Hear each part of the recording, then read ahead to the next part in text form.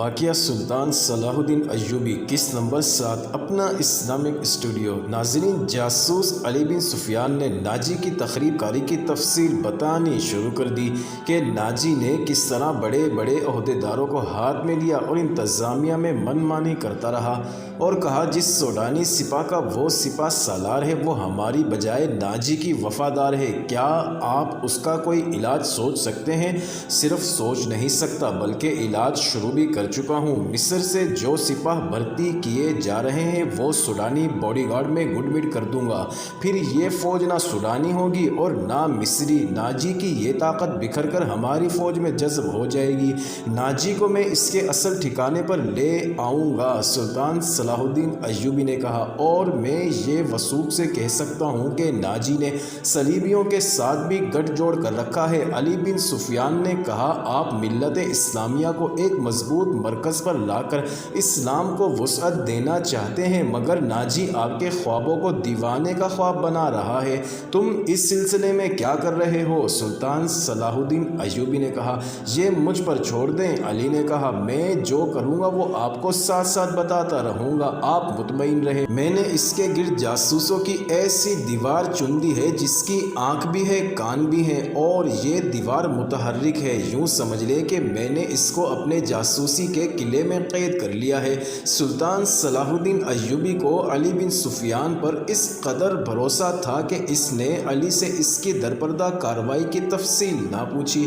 علی نے سلطان سے پوچھا، معلوم ہوا ہے وہ آپ کو جشن پر بلانا چاہتا ہے، اگر یہ ٹھیک بات ہے تو اس کی دعوت اس وقت قبول کریں جب میں آپ کو کہوں گا۔ ایوبی اٹھا اور اپنے ہاتھ پیچھے کر کے ٹہلنے لگا۔ اس کی آہ نکلی، وہ رک گیا اور بولا، بن سفیان، زندگی اور موت اللہ کے ہاتھ میں ہے۔ بے مقصد زندگی سے بہتر نہیں کہ انسان پیدا ہوتے ہی مر جائے۔ کبھی کبھی یہ بات دماغ میں آتی ہے کہ وہ لوگ کتنے خوش نصیب ہیں جن کی قومی حس بے حس ہو چکی ہے اور جن کا کوئی کردار نہیں ہوتا، بڑے مزے سے جیتے ہیں، اپنی آئی پر مر جاتے ہیں۔ وہ بد نصیب ہے امیر محترم، علی بن سفیان نے کہا۔ ہاں علی بن سفیان، میں جب انہیں خوش نصیب کہتا ہوں تو پتہ نہیں کون میرے کانوں میں یہ بات ڈال لیتا ہے جو تم نے کہی، مگر سوچتا ہوں کہ اگر ہم نے تاریخ کا دھارا اس موڑ پر نہ بدلا تو ملت اسلامیہ صحراؤں وادیوں میں گم ہو جائے گی۔ ملت کی خلافت 3 حصوں میں تقسیم ہو گئی ہے،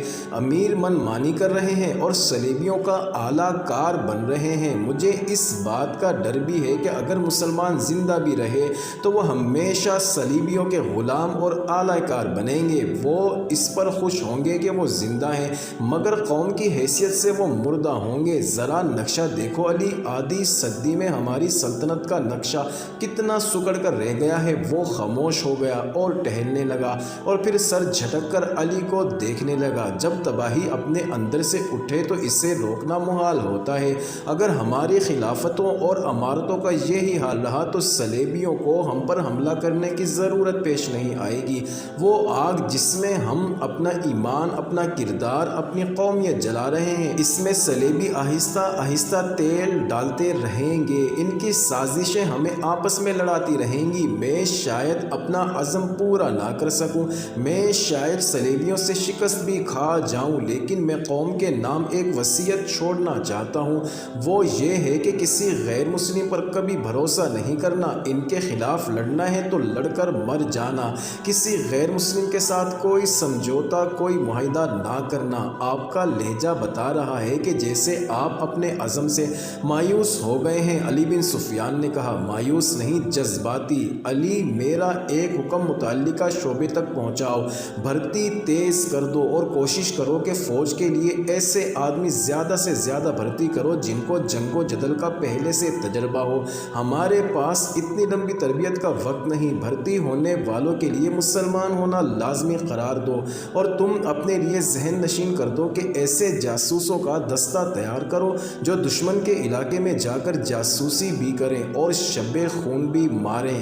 یہ جان بازوں کا دستہ ہوگا۔ انہیں خصوصی تربیت دو اور ان میں یہ صفات پیدا کرو کہ وہ اونٹ کی طرح صحرا میں زیادہ سے زیادہ عرصہ پیاس برداشت کر سکیں۔ ان کی نظریں عقاب کی طرح تیز ہوں، ان میں صحرائی لومڑی کی مکاری ہو اور وہ دشمن پر چیتے کی طرح جھپٹنے کی مہارت و طاقت طاقت کے مالک ہوں، ان میں شراب اور حشیش کی عادت نہ ہو اور عورت کے لیے وہ برف کی طرح یخ ہوں۔ بھرتی تیز کرا دو علی بن سفیان، اور یاد رکھو میں ہجوم کا قائل نہیں، مجھے لڑنے والوں کی ضرورت ہے، خواہ تعداد تھوڑی ہو، ان میں قومی جذبہ ہو اور وہ میرے عزم کو سمجھتے ہوں، کسی کے دل میں یہ شبہ نہ ہو کہ اسے کیوں لڑایا جا رہا ہے۔ اگلے 10 دنوں میں ہزارہا تربیت یافتہ سپاہی امارت مصر کی فوج میں آ گئے، اور ان 10 دنوں میں زکوئی کو ناجی نے ٹریننگ دے دی کہ وہ سلطان کو کون کون سے طریقے سے اپنے حسن کے جال میں پھنسا کر اس کی شخصیت اور اس کا کردار کمزور کر سکتی ہے۔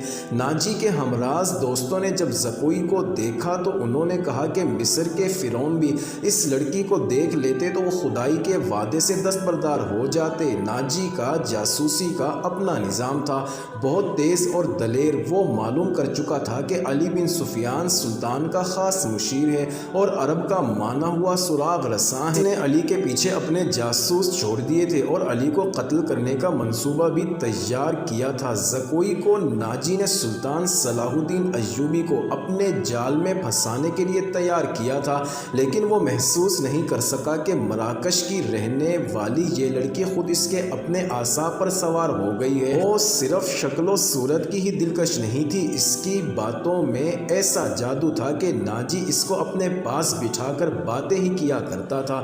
اس نے 2 ناچنے گانے والیوں سے نگاہیں پھیر لی جو اس کی منظور نظر تھیں۔ 3-4 راتوں سے ناجی نے ان لڑکیوں کو اپنے کمرے میں بلایا بھی نہیں تھا۔ ناجی سونے کے انڈے دینے والی مرغی تھی جو ان کی آغوش سے زکوئی کی آغوش میں چلا گیا تھا۔ انہوں نے زکوئی کو راستے سے ہٹانے کی ترکیبیں شروع کر دی۔ وہ آخر اس نتیجے پر پہنچی کہ اسے قتل کیا جائے، لیکن اس کو قتل کرنا اتنا آسان نہ تھا کیونکہ ناجی نے اسے جو کمرہ دیا تھا اس پر 2 محافظوں کا پہرا ہوا کرتا تھا۔ اس کے علاوہ یہ دونوں لڑکیاں اس مکان سے بلا اجازت نہیں نکل سکتی تھیں جو ناجی نے انہیں دے رکھا تھا۔ انہوں نے حرم کی نوکرانی کو اعتماد میں لینا شروع کیا، وہ اس کے ہاتھوں زکوئی کو زہر دینا چاہتی تھی۔